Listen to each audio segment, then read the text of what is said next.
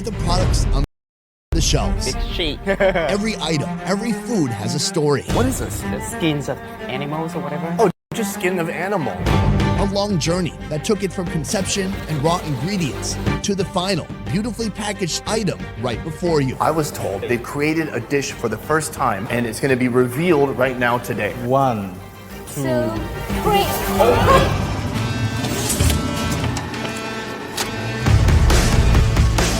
In this exclusive series, we're digging deep into food factories that are mass producing the affordable and convenient products we all take for granted. Have you ever had a person fall in and get ground into sausage? I love the look of you don't want to translate it. Today's mission, one of the most legendary items on supermarket shelves, instant noodles. I'm heading to a giant instant noodle factory, a place where they're producing over 1 billion packages of noodles each year. We work 24 hours per day. So how do they do it? Let's find out. Street food for breakfast. Our breakfast today goes back 3 generations. The dish's base is built upon humble instant noodles. But this foundation created the bedrock for a 30-year street food icon. So we've come to a street food spot. The woman manning the station, she has a reputation for being, some people say mean. I don't think she's mean. She's very strict and straightforward. She doesn't yell at any customers, but yell at her team because she wants everything to be very fast. Oh, the command center. Yeah, Yes. the command center. Right now is a moment of calm. She's not said anything for at least 10 seconds. The noodles are served dry to prevent oversaturation. The soup is prepared separately, containing herbs, an egg, and 4 different types of meat. The rest is up to you. You know that instant noodle is very malnutritious, except for the taste. It's very addictive. This way of eating really adds more nutrition into it. Let's try it out. Very tasty. I saw that she didn't measure all the seasoning she added into, but No, yeah. not at all. Nice texture, not overcooked, just full of seasoning, full of flavor. So then you try some noodle, you jump over to here, and then you try some beef. This makes me so happy. Well, I know you're a big fan of fresh food, and vegetables especially. But here, these noodles are processed. How does that make you feel? I really enjoy instant noodles. You do? Yes. It is like the food from my childhood, and also it tastes very good. Yeah, it's very satisfying. It's very addictive. But what if I told you almost everything here is processed? I mean, if you look at the meatball, shrimp paste, these noodles, and actually any type of noodle is technically processed. So that word processed has a very negative association. But what's fascinated me always is how they can take something like noodles and mass produce it in one factory, make thousands or millions of packages in a day. You're doing a good job listening. Vietnam is one of the top 5 consumers of instant noodles in the world. In a country of over 90 million, the average person slurps down 53 packages of noodles per year. So how does a country like Vietnam truly show their noodle devotion even more than countries like Korea? Let's find out. Here we've come to the mecca of all things packaged and processed. This is an Asian grocery store. And for me, Asian grocery stores blow out of the water the boring markets where I come from. Worms. You can just buy worms. I don't think you could do that.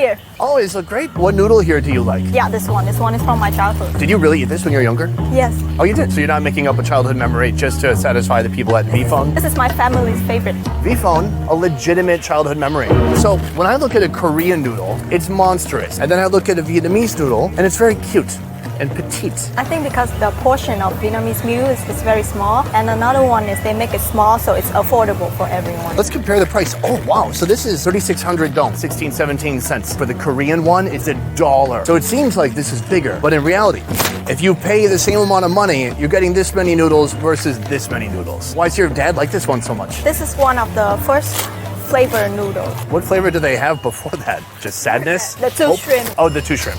This is the first ever Vietnamese instant noodle. It came out just 7 years after the invention of instant noodles in Japan in 1958. In fact, mi tom, or shrimp noodles, is now a word used to refer to any type of instant noodle. And we're about to learn where these iconic curly-shaped noodles got their ways. Oh, we are here with Ling, Deputy Director here at V-Phone. Sir, Nice pleasure. to meet you. Also, you're known as the boss of noodles. Is that right? This is just one of V-Phone's warehouses, responsible for distribution to the north side of Vietnam. Oh, and 100 other countries around the world. How many packages of noodles do you think you make in a year? In the billions. Billions. What you see here is the result of over 50 years of history and non-stop innovation in the field of instant noodle production. Here, they've taken Vietnam's favorite street food flavors like bún bò Huế, hủ tiếu, and beef pho and cleverly transformed them into affordable instant versions. But let's not forget that one special product that started it all: Two Shrimps Instant Noodles. Here we are. Here we are. We're all bundled up. We're safe. What do I do if I have to pee? So this is a factory where you're making noodles. But what noodles in particular are you making? Mi hai tom noodles. It's a classic Vietnamese taste. The base for these noodles is wheat flour that's mixed with water to create the dough. The dough starts rough and coarse, but begins to smooth as it passes through several compound dough sheeters, kneading the dough until it has a consistent texture and the perfect thickness for this type of noodle. Then it passes through a roll slitter, a cylinder specially designed to cut the exact shape and thickness of the noodle. This rolling blade slits the dough into the noodle's signature curly shape.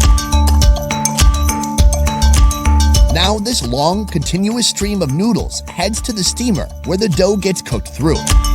It's still far from the shape we witnessed this morning at breakfast, but there's a lot left to do. Next, these noodles get a hit of flavor as they pass through the seasoning waterfall.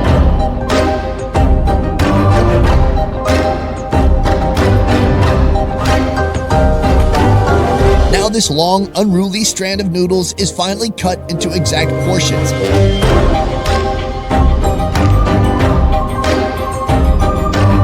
And those portions are placed in molds.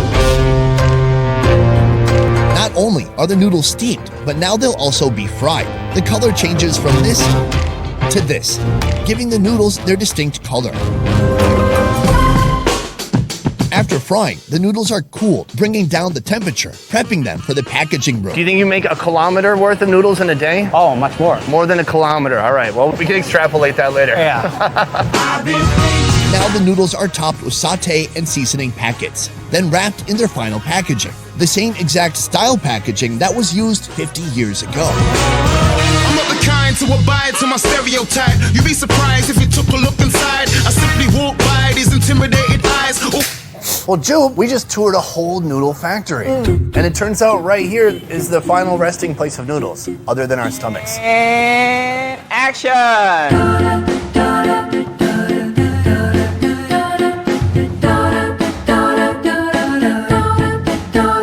I should also say, it is the basic noodle. Nothing glamorous here. I think I found one piece of one scallion. It's a nice scallion. I think we should, we don't want it to get oversaturated. That's the problem. Yeah, it will soak in a lot of water and like not tasty anymore. It's like nostalgia. The noodles themselves taste kind of weedy. It's a bit savory, a bit MSGE, but not a strong flavor. I should state that these are 3,000, super affordable. And then I think it's kind of up to you to add more, like the lady we went to this morning. Yes. It's like putting a cherry on a sundae or putting a bandana on an already good-looking guy. With no eyebrows. So this is how they started, but this company has expanded greatly since they began, even pioneering and innovating modern food technology, like these more premium instant vermicelli noodles. Prepared like any other instant noodle, except it also comes with a meat pack, and the cost 5 times the price of our 2 shrimp friends, but still under $1. This one is based off of the popular bun bo hui. So I'm noticing a theme here. They've tried to take a lot of the flavors of popular street food noodles and then condense it into a package like this. And even here, this noodle is completely different than the last one. This is more of like a rice noodle. Rice noodle. And then they have real pieces of meat, Yeah, apparently. It's beef. It's quite chewy. It still keep the texture of the beef. Pretty good texture. It's almost like a rehydrated beef jerky. I'm gonna mix some bun, some broth, some meat, all of it all together. The texture of the noodle is chewier than the fresh noodles. Right, they have a noodle here that you have to kind of rehydrate. So it's not like a fresh vermicelli, but it's pretty close. But the flavor overall I think is quite good. You know what's interesting though? Probably for twice the price, you could probably get a real bowl of bun bo hui on the street. Yeah, exactly. So that's like quite a challenge that they're up against. But aside from bun bo hui, they have hut and the next one we're gonna try, pho. Vietnam is a country obsessed with innovating new and creative ways to use rice. Rice noodles, thick rice sheets, rice paper, even rice straws. Vphone has been part of this innovation, developing rice-based instant products. They're healthier, super versatile, and especially delicious when paired with a meat pack. The meat pouch is produced with the same technology that produced food for astronauts. I like that, space technology. What you see here is the iconic Vietnamese pho, mass-produced at an unimaginable scale, and we are part of the fortunate few who have been granted access to see the process in person. Well, us and all of you watching. First, the rice is cleaned and soaked in water until it becomes soft. This bucket elevator also helps remove unqualified grains. The survivors all fall into a grinding machine that we're not allowed to show you. But between you and me, the grinding machine is used for grinding, turning the rice into a silky water rice liquid that looks like milk. That rice liquid is pumped into a trough where a roller picks up a thin layer and spreads it evenly over a white matte conveyor belt where it disappears into a steamer. We can't show you the steamer, but between you and me, the steamer steams the rice sheets. I noticed the shooting here is a bit restrictive. Why is that? We are the first company in Vietnam to produce this, and we came up with the technology. I'm really sorry that we couldn't show you more. This is known as bun pho, or a rice noodle sheet. From here, the rice sheet is cut, dried, portioned, and set en route to the packaging area. Here, the noodles are met with seasoning packs that descend from the heavens, then plop perfectly on top. Awaiting their final wrapper.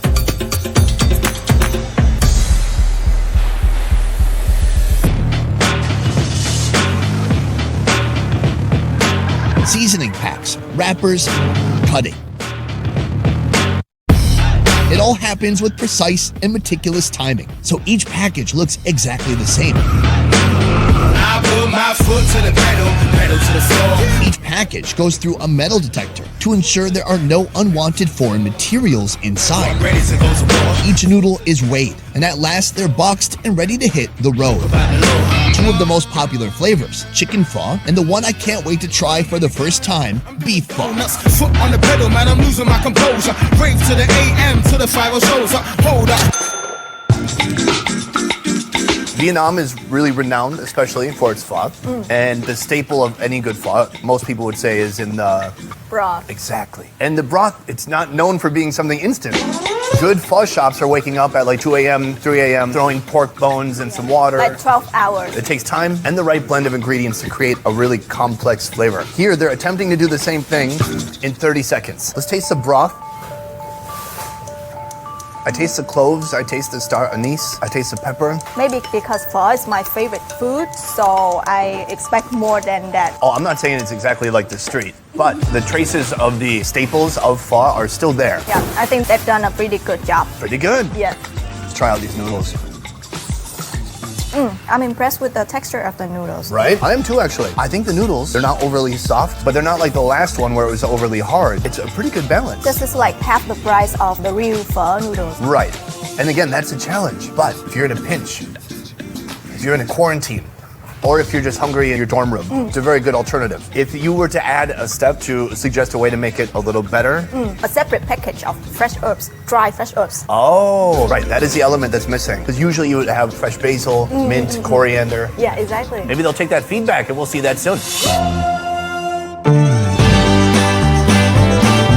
Factory food is food trying to find a balance between quality and affordability. Made possible by those who think outside the box. Pushed forward by engineers designing and building one-of-a-kind mammoth machines that have never existed before. So next time you crack open a pack of ramen, just take a moment to appreciate the long journey those noodles made from conception to your mouth hole. From researching and shooting to editing and mastering, our 10-person best ever food review show team works hard to roll out the highest quality travel food entertainment twice a week. If you like what we do here, please consider supporting our Patreon. Patreon allows fans of the show to contribute a monthly sum and receive a load of extras like early video releases, private Q&As, and beyond. To learn more about our Patreon, check out the link in the description box down below. And if you can't give or don't even feel like it, that's okay too. We're just happy you're here. Guys, that is it for this one. Thank you so much for watching. We will see you next time. Peace.